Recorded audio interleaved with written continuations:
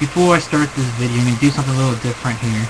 I'm going to give a shout out to my personal account. It's, for all you don't know, I made a sports account. The link will be down in the description box. The account is the TCP Live. But no, it's the TheChrisPhoenix Live. It's going to be down, links down in the bottom description box. Please, if you have the time, subscribe. And just going to have a little bit of fun on that channel. Talk about sports and maybe occasionally some, entertainment stuff and whatnot. But anyway, let's get to this video. And Raw tonight overall was an okay show. I thought it was alright. I think it did a pretty decent job of already building up for Over the Limit. You guys don't know, Over the Limit's in 2 weeks from now. And speaking of pay-per-views, not only is WrestleMania coming on DVD tomorrow, but guess what's coming in Phoenix in a few months? That's right, Money in the Bank. And hopefully, I'm going to try to get tickets to that this weekend, to Money in the Bank. Usually Money in the Bank's a good show, and then I come out here, it's in Phoenix. I've always been, you guys know me, I've been to Raws, I've been to SmackDowns, but I've never, ever been to a pay-per-view live, so it should be interesting. Anyway, back to the show. The show started off with John Leonidas coming out saying that he has wrestling experience, that he will beat John Cena at Over the Limit. And then out comes the one and only CM Punk. CM Punk comes out saying basically that you stunk as a wrestler, no one cared about you, you couldn't even make it in WWE, that you had to go wrestle in Japan and blah blah blah and whatnot, and NWA, and the list just goes on. And then John Leonidas gets pissed off. John Leonidas says, well, you know what, Punk? You know what I'm going to do? I'm going to make a match tonight. It's going to be you versus Lord Tensai in the main event. So the main event was announced, CM Punk versus Lord Tensai. And I'm thinking, Lord Tensai, a few weeks ago, he beat John Cena. Tonight, he faces CM Punk. Interesting. And then we have a rematch of a rematch. What I mean by that, you have a rematch of WrestleMania, but at the same time, you have a rematch of Extreme Rules. Big Show versus Cody Rhodes, IC title. Match wasn't that long. Reason why, Cody Rhodes got himself counted, and Cody Rhodes keeps the IC title, even though he did that. Big Show won. So. And then out comes out the big booty bitch. That's right. For all my fans know, that's Eve Torres. The goddamn, what is she? Not the executive vice president, but like the administrator. That's what she's, administrator. And she comes out there, and she knows that Big Show earlier in the night bumped into Johnny Ace, making fun of his voice. So what does she do? She makes the Big Show apologize for making fun of John Leonidas' voice. First, Big Show says, "I'm sorry." She goes, "No. Don't say you're sorry. Apologize." And the Big Show's like, "I apologize for making fun of John Leonidas' voice." And then he just leaves the ring. See what that big booty bitch can do to you? She will make you apologize for making fun of a man's voice. Gotta love her. And then we have Kofi Kingston. That's right, Kofi Kingston, the man who was one half of the new WWE Tag Team Champions with R-Truth, versus Dolph Ziggler. And I answered looking at this going, this could be a good match, but we all know Ziggler's going to lose. I was worried about one thing. It was a good match, and Ziggler actually won. Even though you had Rosa Mendez, and then you had, Primo and Epico, along with Abraham Washington watching the match on the Tron. But here's one thing I understand. Why the hell did they just throw Mason Ryan in there? Like, is Mason Ryan all of a sudden heel?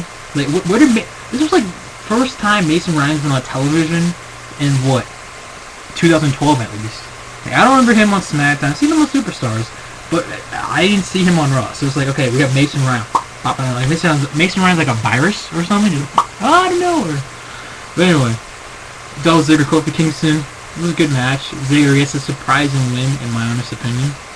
So I guess possibly either Epico and Primo get their rematch in the future, or Kofi Kingston and R-Truth have, okay, let's have Ziggler versus Swagger, for them, I guess. And then we have good old John Cena. That's right, everyone in the YWC's favorite wrestler, John Cena. He was live from via satellite. Now here's the part.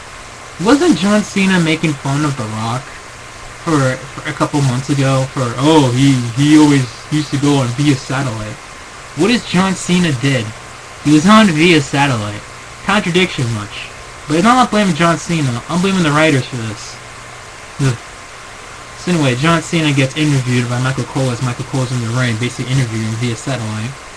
And John Cena basically saying that how he's going to hurt John Laurinaitis and that he hopes that that John Laurinaitis doesn't get fired until after Over the Limit, and that basically that the doctor said that he can't wrestle for months, and basically saying screw the doctors, I'm going to wrestle and I'm going to beat John Laurinaitis at Over the Limit. So yeah, and then we have a random Divas match. Yeah, this was like, what, the first Divas match on, well, no, wait, we had it technically last week, but it's just like a blur now, because all of a sudden the Bella Twins, hey, for all you guys don't know, apparently WWE is already trying to replace the Bella Twins. They've been gone for the company for close to 7 days, and you're already trying to replace them? What the hell? Anyway, so yeah, we have Kelly, the good old smiley, beautiful Kelly, and the lovely Layla, the English muffin, versus Maxine and Natalya. And as you probably expect, this is a short match. The match was like 2.5 minutes long. Layla hits the neck breaker on Maxine, picks up the victory for her team, so Layla and Kelly win. And Beth Phoenix was on commentary, and according to Beth Phoenix, out of nowhere, we're going to have a Divas match at Over the Limit. It's going to be Layla defending her Divas Championship against Beth Phoenix. So, you know, honestly, if WWE actually books that match right, that actually won't be too bad of a match, because I think Layla's okay in the ring, and we all know what Beth Phoenix can do, so it should be a decent match. It should be a decent match at least if WWE again books it right and the women actually get a lot of time instead of it being we're gonna make it a 2-minute match. So then we have this match actually was probably the match of the night in my honest opinion. You have Chris Jericho and Bro Del Rio versus Sheamus and Randy Orton.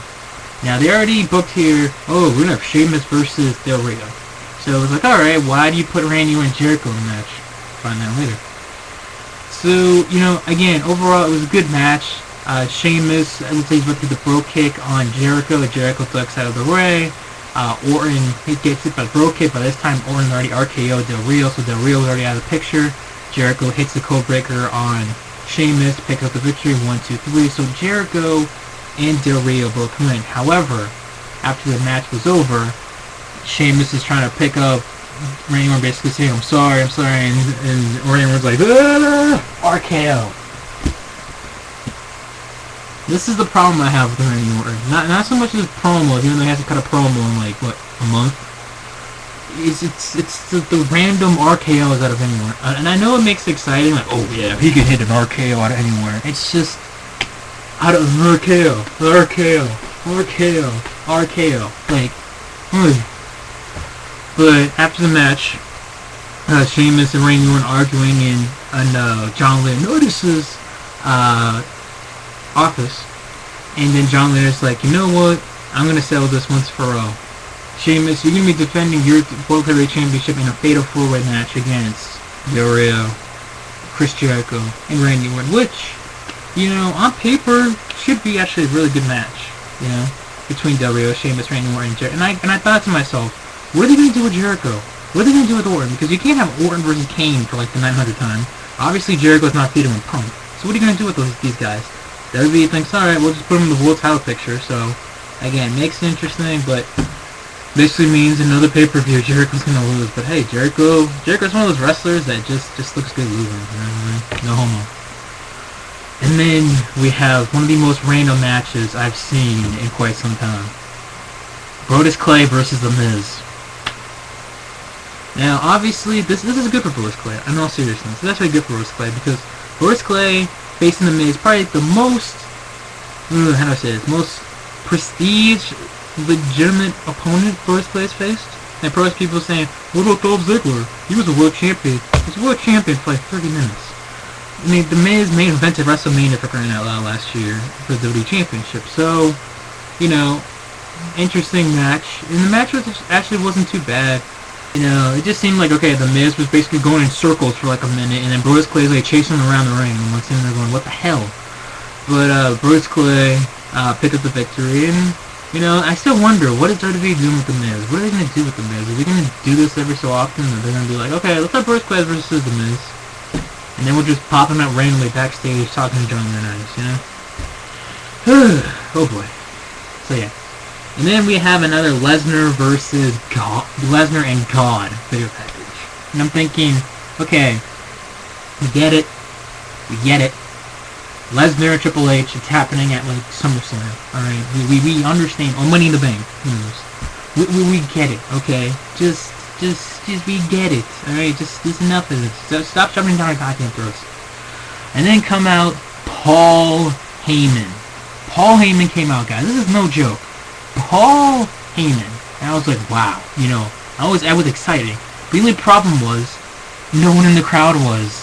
Because the crowd's reaction tonight was dead when freaking Paul Heyman was out there. It's like, are you freaking kidding me? Come on now. It's Paul Heyman. The man who put ECW on the map. The man who did great things. The man who freaking, you know, did good things not just in ECW, but in WWE in general. The man who, if freaking TNA gave him a contract, you know, yes, he'd probably take things over, but at the same time, he'd make that product a hell of a lot more interesting. But no. But, you know, but this is what I like about WWE compared to TNA or any other wrestling company. There's no spoiler reports. Oh, so-and-so was at the airport today. Could they be on Raw? No. This is what WWE, they hide its stuff. They do a good job of hiding their stuff, which I think is kind of cool. But anyway, Paul Heyman cuts a promo and basically says that he represented Brock Lesnar back in the day 10 years ago, and that WWE has changed in 10 years, and that, you know, Brock Lesnar, you know, thinks the WWE universe, you know, backstabbed him, and that Triple H has been jealous of him, and that Lesnar quits. So we all get it, guys. Whenever a superstar quits or fired or whatnot, we know what happens. They come in the freaking next week, because you know what, guys? Guess what's coming back next week? God! Oh, that's right. God's coming back next week. Triple H. And last but not least, the main event. Lord Tensai, CM Punk versus Lord Tensai. But when CM Punk comes down to the ring, we have John Laurinaitis come out and basically say, you know what, Punk? Since you made fun of me earlier, we're not going to make it Lord Tensai versus you. We're going to make it a handicap match. Lord Tensai and your opponent ever over the limit, Daniel Bryan versus you, right now. So we have Lord Tensai and Daniel Bryan versus CM Punk. And the match, not too bad. You know, Daniel Bryan basically, you know, knocks CM Punk off the top rope, and then he lands on Lord Tensai. Lord Tensai does this whole mist thing, and then, you know, beats, you know, CM Punk. So I know Lord Tensai is what now, aka Albert, whatever you want to call him, A-Train. Is like what, 40 now? Like he's gonna be 40 at least. But hey, the guy beat John Cena a few weeks ago. Now he beats CM Punk. So obviously, you know, the guy's probably gonna get a world title shot somewhere in the summer time, you know. And Daniel Bryan, at the end of the match was over, hit the yes lock not once but twice, and he was screaming out yes, yes, yes, yes, yes, yes while he was sitting there. No joke, he was literally saying yes, yes, yes while it was all happening. So anyway, overall game, guys, Raw was okay show, not too bad. I like how it builds up to over the limit, and you know, should be interesting later on down the road. Anyway, later.